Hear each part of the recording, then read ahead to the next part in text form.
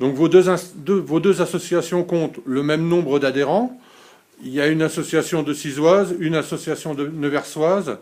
À quoi tient cette différence finalement? Nevers, on pensait éventuellement avoir affaire à une plus grosse structure. Alors pour Nevers, c'est un peu particulier parce que notre association a connu beaucoup plus de membres pendant un temps. Après, les aléas du travail, mutation professionnelle, bref, on a perdu des joueurs. Surtout, à mon avis, il y a une grande communauté, il y a une grande population de joueurs à Nevers. Mais comme nous avons quelques problèmes de référencement, votre connaissance le prouve, les joueurs ne savent pas forcément qu'on existe. Les joueurs, certains joueurs ont tellement l'habitude de jouer dans leur petit groupe d'amis qu'ils n'ont pas forcément de réflexe de venir pousser la porte de notre association. Donc on a un petit peu ce petit souci, on va dire, d'image ou de communication. C'est vrai qu'on a, c'est vrai que ce sont des points qu'il faudrait améliorer. La communication, ça nous permettrait, je pense, de nous faire connaître plus. Après, Et en même temps, est-ce que vos infrastructures, est-ce que les moyens qu'on met à votre disposition, en gros, est-ce que vos moyens vous permettraient au jour d'aujourd'hui d'avoir plus d'adhérents?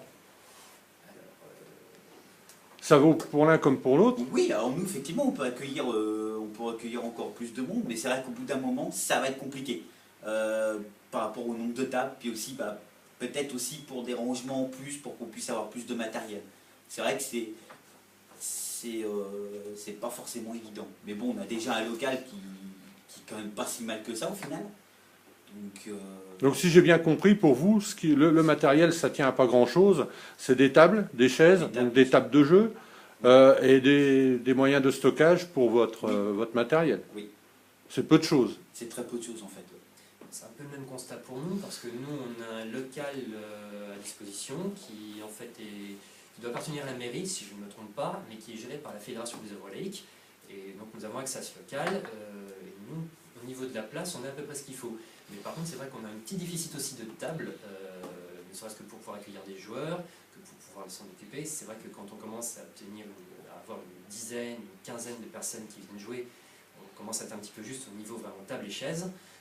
Et c'est effectivement le principal problème qu'on peut avoir avec notre local. Pour le reste, le local est très agréable, très belle ambiance. On a la chance d'avoir un bon système audio aussi pour animer et sonoriser nos activités. Et c'est vrai que côté table, quand on commence à vouloir faire plus de 2 activités en même temps, là on se retrouve un peu coincé.